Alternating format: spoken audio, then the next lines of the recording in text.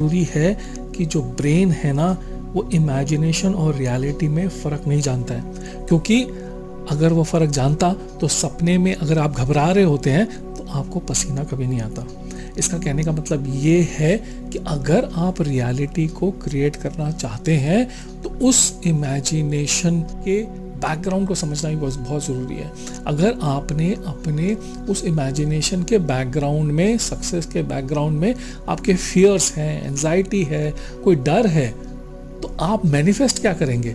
आप वो success manifest नहीं करेंगे, आप वो डर, घबराहट, एंजाइटी, उस कंफर्ट जोन को ही मैनिफेस्ट करेंगे। आप उन्हीं में ही प्री लिव करते रहेंगे और उसी को जीते रहेंगे।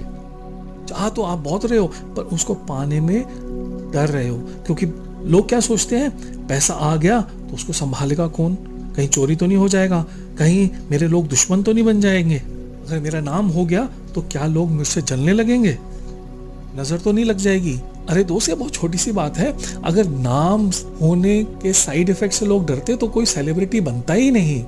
दुनिया तो चाहती है कि नाम हो, आसपास लोग मेरे हों, पर अगर आप उससे डरते रहोगे तो आपको डर ही मिलेगा, आपको कभी जो है एक लेवल ऑफ पॉपुलैरिटी नहीं मिल पाएगी।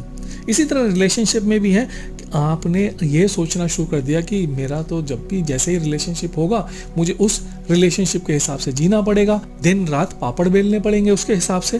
तो क्या रिलेशनशिप आपकी लाइफ में आएगी? कभी नहीं आएगी। क्यों?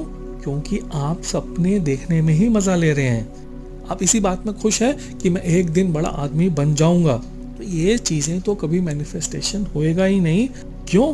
क्योंकि आप अपने आप को सेल्फ सैबोटेज कर रहे हैं। आपके सबकॉन्शियस लेवल पर सक्सेस से आपको बहुत बड़ा डर है, आप उसके लिए मेहनत नहीं करना चाहते हैं और आप अपने अंदर ही एक बिलीफ रखते हैं कि मैं इतनी सक्सेस को डिजर्व ही नहीं करता हूँ, या सक्सेस आ भी जाएगी तो मैं उसे संभाल नहीं पाऊंगा।